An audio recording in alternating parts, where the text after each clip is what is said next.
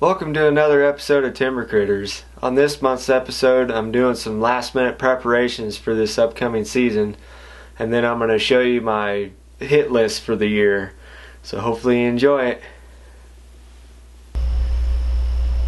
It's official, everybody. I got serious. I got me a Hoyt. This is the Hoyt Defiant 34. I shot the regular Defiant at the Deer Classic clear last spring and was blown away about how smooth they were. I don't shoot a lot of compounds, but this thing is ridiculous. So that kind of got the itch going, and I went through turkey season, 8-tag sandwich, hem-hawed about whether to get this thing or not. Shot all summer with my longbow, and still hem-hawed about it. And then about a month before deer season opens up, I decided hey, I'm gonna get one of these things. And let me tell you, that is the worst time of year to get a bow, especially if you're left-handed. So I'm kind of behind the 8-ball quite a bit here. So it's really breezy out. It's not ideal to be getting things sighted in and stuff, so I'm just kind of getting it close. Gonna get it paper tuned and hopefully be driving tacks with this thing. Well, today I've got my brand new fancy bow out. I just got it, and first thing you got to do is you got to paper tune it. So I've already shot a few arrows through paper, and now I've got it close. But if you don't paper tune it, then your arrows aren't coming out of the bow straight. And if they're not coming out of the bow straight, once you put a broadhead on it, more than likely that broadhead's going to steer it in the direction that arrow's pointed.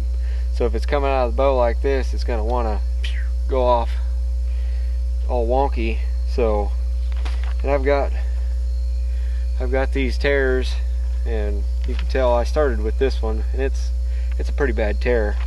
And then one of the last ones I shot was this one, and it's pretty close to a bullet hole. And then that's what you're aiming for. You're wanting one hole. These tears, it makes two little holes and then a connecting tear, what they call a tear, because the field points on this situation, the field points hitting down here, and then the nock's hitting up here. So like I said, your arrow is coming out of the bow crooked, and field points, you won't notice it because that's the whole point of having feathers on your arrow. It corrects any oscillation or whatever coming off the bow.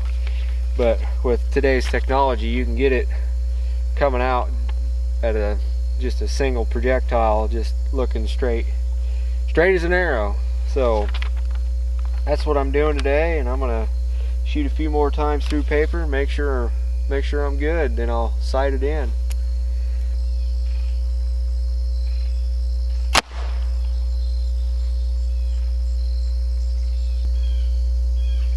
I'm about to sight this bow in, and this is a trick that I've seen.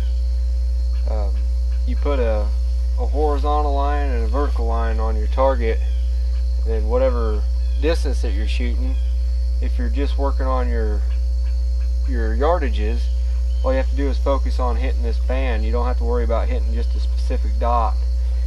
You know, it will kind of sit there and float if you try to hit a dot. And this way you can just kind of come across, and you know your elevation is going to be right on all time. And then when you're adjusting your windage, you just kind of let that pin float up and down. You don't have to worry about a certain exact distance that you're trying to hit. You're just worried about left and right.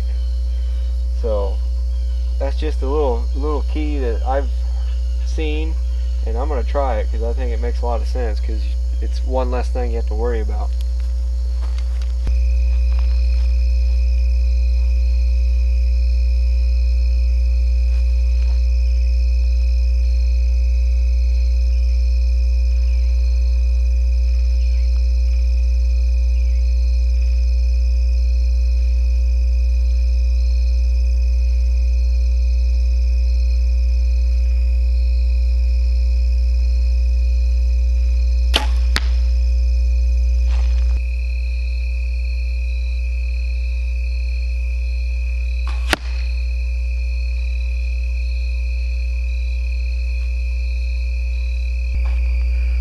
been quite the adventure, but I think I got my bow tuned and dialed in, and then the final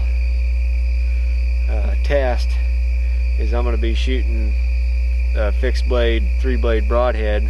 This is actually the Thunderhead. I figured this been tried and true, so I might as well give them a whirl. I'm back here at 40. I'm gonna shoot at a dot on a block target, and I'd say if I'm within a couple inches, that's a dead deer. So I've got my bow sighted in. I got a 20, 30, 40, 50, and a 60-yard pin, and I do not plan on using half of those. So, but it's fun to know that I've got them. So I'm going to shoot a broadhead first because I don't want to be tearing up an arrow, and then I'm going to follow it up with a field point. And it's getting kind of dark, getting late, I'm getting tired, but I'm going to kill that little dot.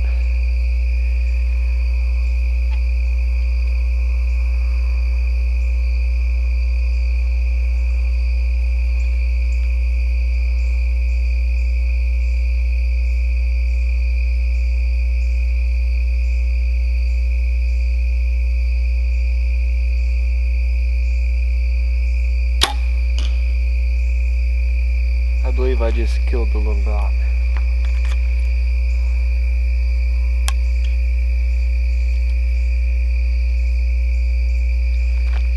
And now a field point.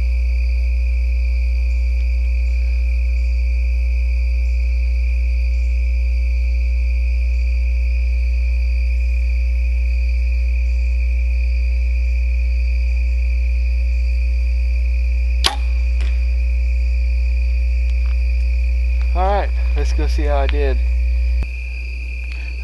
Get down to your level here. But this is at 40, testing my broadheads. This is the broadhead, and then this is the field point. And I do believe that I killed a deer. So, and that variation I'd say is me. You know, I just got started shooting this, so my groups aren't super tight, but that's pretty good with a fixed blade broadhead. So now I'm gonna buy some tags because I am ready. Game on. Well, it's the end of September, and the state doesn't allow you to put your deer stands up until 7 days prior to the deer season, and that starts October 1st. So today's mission is to get in there and start hanging some stands.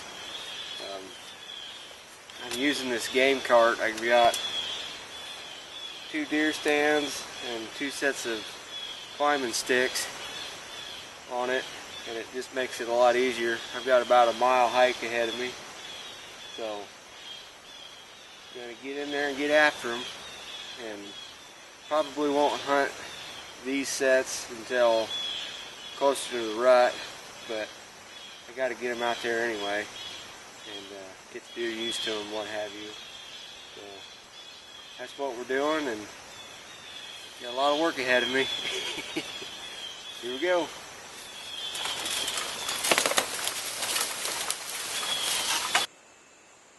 Well, I'm up in a tree. I'm on a piece of public ground that I've hunted several years, this area, so I know it really well, and I've always had my eye on this cedar tree. So this year I finally pulled the trigger because there's a pasture that used to be full of brush, growed up woody stuff, and they cleared it this year and put up an electric fence to keep the cows out of the timber. Well, that's making the deer come more than what they had been in the last couple of years, but now they're coming right through here, so I can hunt this with not the wind that's blowing now, but a northwest wind or a north wind, and they blow it out that way, and the deer will come right down through here.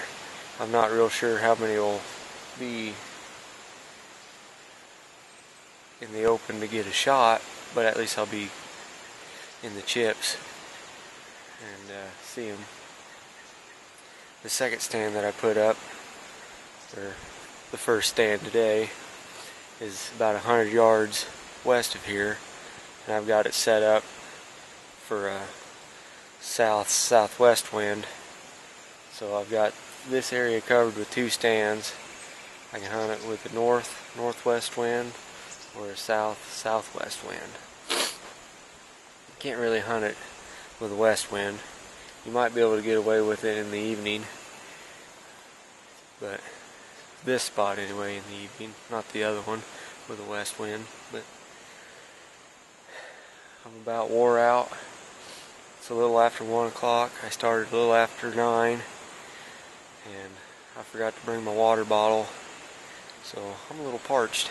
So I'm gonna start heading home, get a nice shot of water, and eat me some lunch. So hopefully this is a good spot. I don't know. It's a pretty good sized cedar tree, but it's pretty weak as high as I am, so you're gonna have to be real careful on movement, and most likely you have to be sitting down when you shoot. So we'll just have to see how it goes.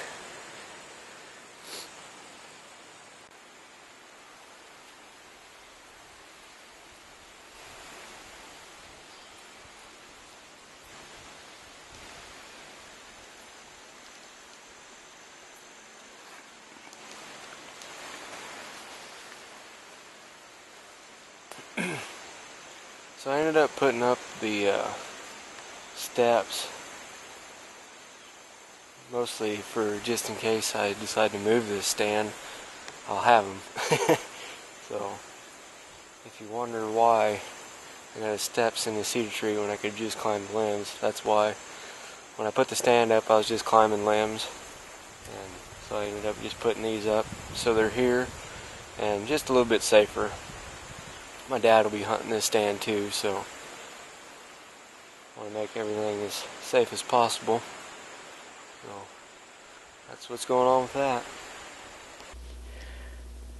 Well, the hit list is going to be pretty short this year. I'm only going to talk about 3 different bucks, and the first one is a buck that I'm going to really try to pass this year. I think he's only a 3-year-old. He's really wide and not real tall, but he's just going to be a really nice framed deer when he comes running at you. He caught me last year. I think he was only a 2-year-old last year, and I ended up drawing on him, but he busted me, which was a good thing. So this year I think he's 3, but we're going to call him Tiny Tim because he's got a bum leg and he limps around everywhere. So on the same farm we've got another 10-point that's really tall, and I'm going to call him Bob Cratchit, Tiny Tim's dad. So I saw him probably 3 or 4 times last year during the rut, and I got pictures of him this summer, and I think if he does the same thing as he did last year, he's going to be very visible during the rut this year. So he's probably my #1 hit list buck. And then the very last one is on a different property. He's a mainframe 10 with a kicker off the inside of his main beam. I got pictures of him last year, and I thought he was a 3-year-old last year, and I picked up one of his sheds, but he made a really big leap this year into his fourth year of life. But I don't normally like to shoot at or target 4-year-olds, but since I don't have very much to shoot at, and this one's been very consistent, I think I'm gonna, if I'm hunting that farm, he'll probably be the #1 deer that I'm after. But both, you know, everywhere that I hunt, you always have that opportunity to have that stranger come by. So if I get a nice mature buck that comes strolling on in, you bet you I'll be after him. So that's my hit list. Thanks for watching, everybody. Next month is deer season, so I'm gonna show you some footage of my hunts, and then after that it'll be November. So see you next time.